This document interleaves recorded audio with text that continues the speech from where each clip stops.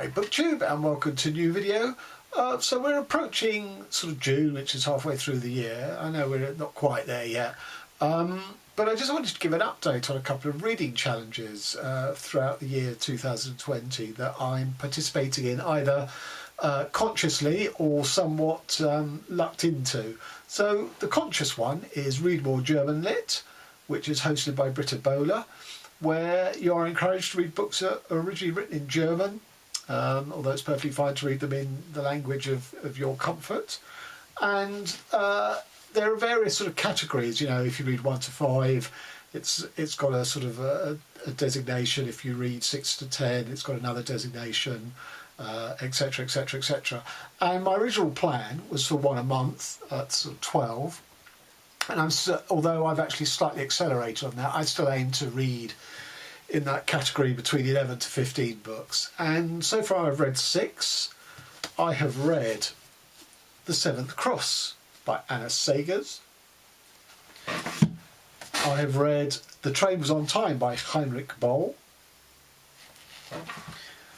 I have read Melina by Ingeborg Bachmann. She's Austrian, but written in German, obviously. And her husband, funny enough, Matt Frisch, who is Swiss, but also wrote this in German. This is called Man in the Holocene. And all of those books are 4-star. Really enjoyed them. This is Agnes by Peter Stamm, which I was slightly less enamoured with. I gave it 3.5 stars. And finally, I read Bertolt Brecht's collected short stories, which is the only bum one of the whole selection so far. This is really poor. Brecht really needs to stick to writing plays. And I would say that, you know, I'll post links to all of these reviews, because obviously I've read them all this year. I've reviewed or at least talked about them this year, so I'll post links to that. So that is 6 so far. And I have on my slate to read The Rings of Saturn by W.G. Sebald. A book of short stories called Dark Satellites by Clemens Meyer. Now, I've read Bricks and Mortar by Clemens Meyer, which is basically about the fall of the Berlin Wall and the opening up of the East to capitalism and consumerism, but with the particular focus on a former brothel, or a struggling brothel from the East. And very good it was too. I bought this because I like Clemens Meyer on the basis of that, but I didn't realise it was short stories, so we'll see how we go, because I'm really not doing well. I haven't been doing well with short story collections for about 2 years now. Thomas Bernhard, who is Austrian. This is correction. Last year I read his book Concrete. I was a bit bemused by it. I think all of Bernhard's books are similar in his style and what he aims to do. So I guess I'll either, you know, like it or not by the time I've read a second book by him. And then Brecht's Threepenny novel. I've had a bad experience with Brechtian prose, but obviously this is a sort of adaptation of his own Threepenny opera, which is a fantastic piece of musical theatre. So, you know, I have slightly higher hopes of that. And the book that's not here is Selected Poems by Rainer Maria Rilke, which is a buddy read with Lucas over at Totally Pretentious, which we are due to start in June. I've just ordered my copy of it today. We had to make sure we had the same edition. And then a sort of another one, which is non-fiction, is The Portable Hannah Arendt. Portable but chunky, 500 pages of small type. Hannah Arendt. I'll talk more about her because this book crosses over into the other reading challenge. So that would make 12 in all if I read them. And of course, you know, I might fancy some others that arise during the year, so we'll see how we get on with that. Now, on to the other challenge. So last year, my favourite challenge and the best experience I had was reading Women, which was dedicated to the month of June last year. And I was sort of, I don't know why, I just sort of naturally assumed it would be June this year, so I hadn't sort of thought about it. But I happened across Brian of Bookish talking about it, because it's actually a year-long challenge this year. Run by Kendra Winchester and others, and there's a Goodreads group devoted to it. And I had such good experience last year because 2 of my top 3 books of the year all read in June as part of the Reading Women's Challenge. It was Valeria Luiselli, Lost Children Archive, which is my book of the year, and The Years by Annie Ernaux, which I think was my third favourite book. So I had a really positive experience of doing it. This year, obviously, it's slightly different. There's 24 challenges throughout the year, plus 2 bonus ones, but I'm not going to do the bonus ones, so I'm only going to consider the 24. And as I say, you know, I've read about 6 books that fit those challenges at the moment, not by design. I read those books, so I wanted to read those books, and then when I discovered this over the weekend, I then sort of, you know, downloaded the prompts and saw, you know, what books have I read or do I intend to read that meet these challenges. So the first one, so again, I've reviewed all of the ones I'm going to talk about as having read. I will post links to those. I'm going to go in order of those I've read, those I intend to read, and then the sort of miscellaneous odds and ends around the challenges. So the first one is a book by an author from the Caribbean or India. So this is by Monique Ruffy. It's called House of Ashes. It's she is a Trinidadian by birth, although she now lives in the UK. But this book is actually set in the Caribbean in a fictional island, although very heavily based on Trinidad. A book on the environment. Well, I had 2 really that would fall under that. Barn 8 by Deb Olin Unferth, which is about a sort of environmental action to liberate a whole battery farm of its battery chickens, and very entertaining it was too. Or there's Jenny Ophir, Weather, which is sort of about climate change and the anxiety that brings. So all of those would qualify for environment. A winner of the Stella Prize or the Women's Prize for Fiction. Well, that is Bel Canto by Anne Patchett, as it says there, winner of the Orange Prize for Fiction, which is what the Women's Prize was called when it used to be sponsored by Orange, the telephone network. An anthology by multiple authors, which is basically has to be edited by a woman, but can include authors of both gender, but you know must include women writers. Now this might be surprising. This is by Amy Raphael, who is a well-known British journalist and writer on culture and sport. It's called A Game of Two Halves. Famous football fans meet their heroes, and it's a fundraising project for UNHCR for the migrant and refugee crisis. And it does what it says. It's interviews between celebrities such as comedians, musicians, actors. Val McDermid, the crime fiction writer, is one of them, talking to footballers of teams that they are fans of, and also some of those are women footballers. It's not only women in the celebrities. So that's you might be surprised that's something I've read this year, but it does fulfil my anthology criterion for this. A read and watch a book to movie adaptation. Well, as regular followers to my channel know, I will read books, but I will not watch their movie adaptations. But I'm still counting this. This is The Finest by Lissa Evans. As you can see, it's turned into a film with Bill Nighy, Gemma Arterton, and whoever that guy is. And to be honest, even if I wasn't on principle against going to see adaptations of books in the cinema, this wasn't a great book, wasn't a great read. So I wouldn't want to go and see the film anyway. A book over 500 pages. Well, I think this qualifies. Ducks Newbury Port. Now, I haven't actually finished it yet. I'm on page 300, so I'm technically 30% of the way through it. But by the end of the year, I will have finished, and it will have qualified for a full tick against the challenge. And then the last one that I've read, well, actually, no, the penultimate one I've read is a book by an LGBTQ+ author. So this was Love and Other Thought Experiments by Sophie Ward, which she is both an LGBTQ+ writer, and there's a lesbian couple at the heart of this. And this was so good. I mean, I'm very confident this will be in my top 10 books of the year, and it may even, reach the upper echelons. It's certainly perched there now. 5 months into the year. Love this book. And she was very, I tweeted about it and my review about it, and she very kindly liked it on Twitter. And finally, in terms of books read, so a book from the 2019 Reading Women Awards shortlist or honourable mentions. So there's a list of 6 books shortlisted on the fiction category last year, and I've already read 3 of them, but the problem is I haven't read them this year. I read them either last year or the previous year. The aforementioned Lost Children Archive, Frankenstein, which again I read from Reading Women 2019, and Miriam Toews' Women Talking, which I read the previous year. So I can't say I've fulfilled it in 2020, but I have read half of that shortlist, so you know, make of that what you will. Okay, so now to the books I intend to read that would meet these criterion. So, a non-fiction title by a woman historian. I'm slightly dodgy ground on this. I don't read history because my degree was in it, or my abandoned degree was in history, I ought to say. So I don't read history. But I've gone for a book which is on order. It's not been published in the UK till next month. It's called Lost in Math: How Beauty Led Science Astray.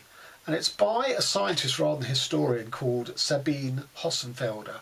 But what I like about this book, and what I imagine about it, is it's sort of going through the history of scientific discovery and sort of, you know, discovering laws, and saying that the constant search for pattern and symmetry and beauty has led science astray, because these are not the proper values for, you know, trying to decode the physical universe.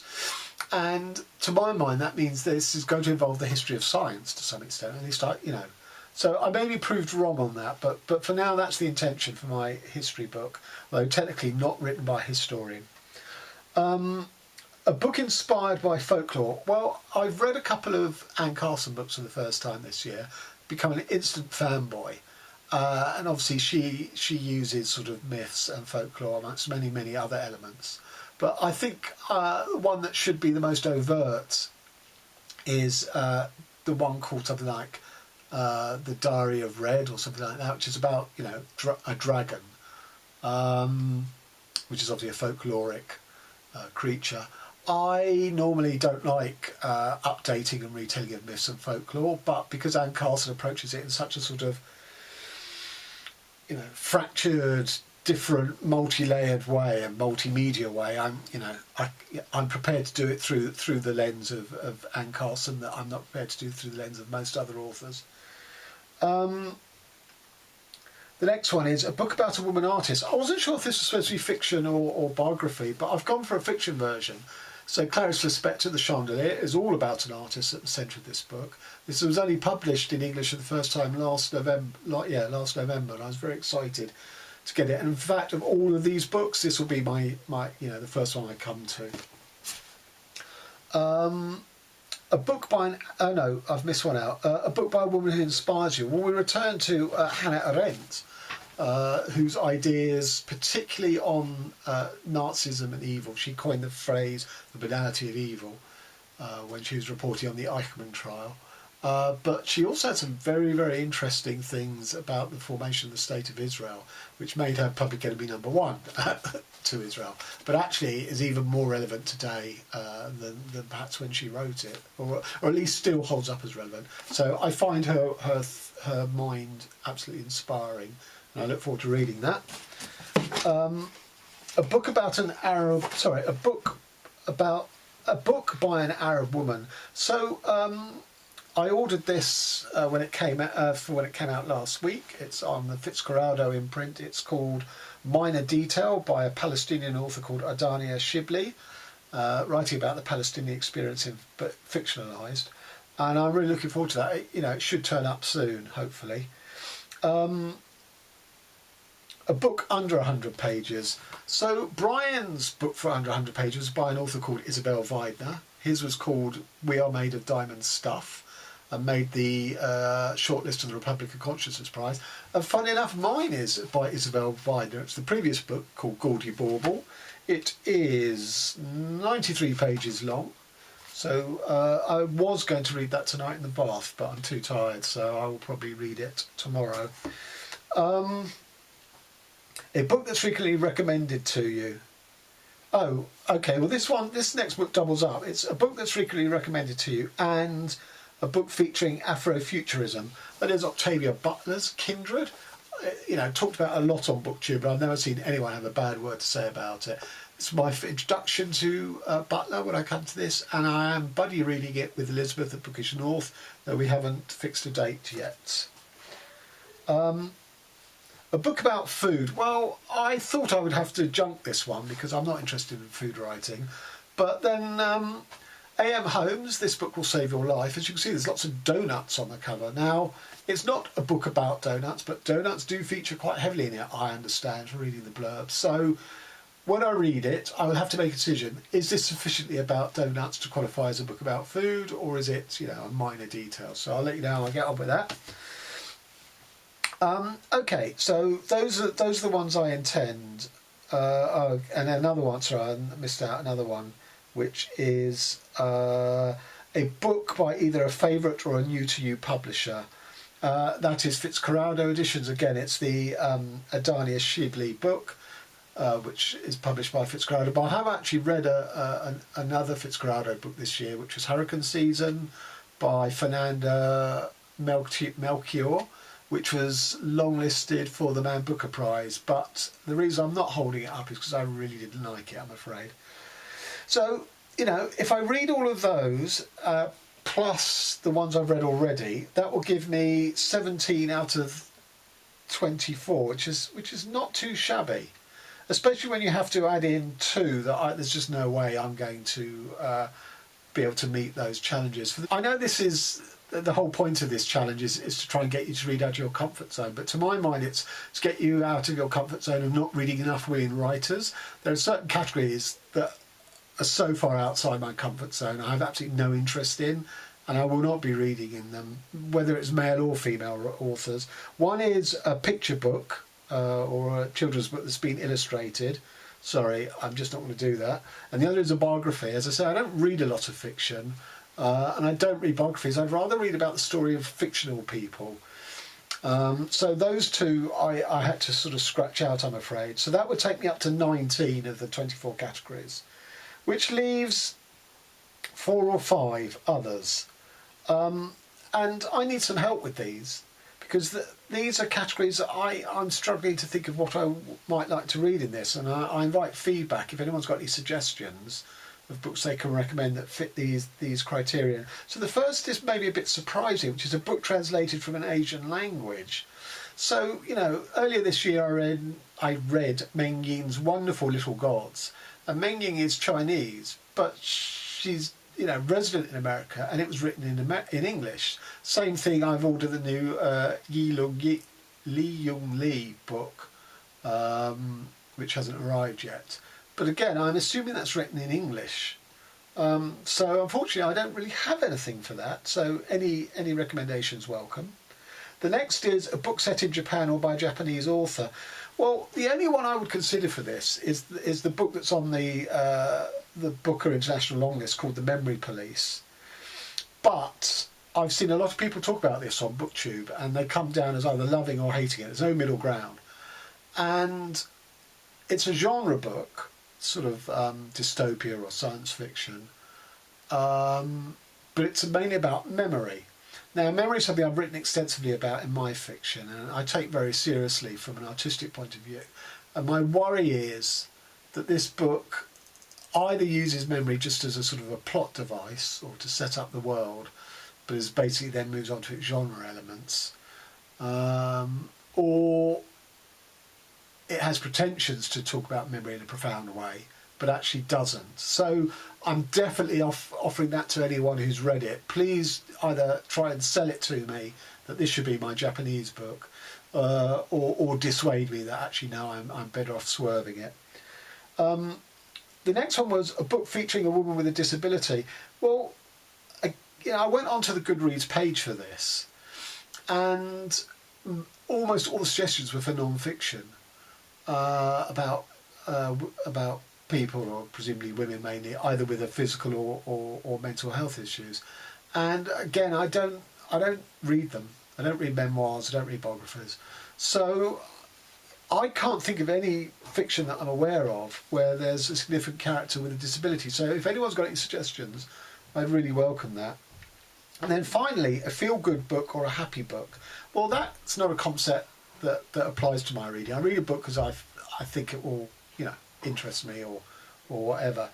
If one happens to leave me feeling good at the end of it, then I'll be able to tick off this category. But I'm not consciously, you know, I don't think like that, so I can't consciously seek a book in those terms. But, you know, if through serendipity I find one, I'll let you know. So that's it. That's my sort of almost halfway year review of the 2 year-long challenges. And I do urge anyone who has any suggestions for those prompts of books that I might like. You know my taste by now. Please do drop a line in the comments. Thanks very much. Till next time.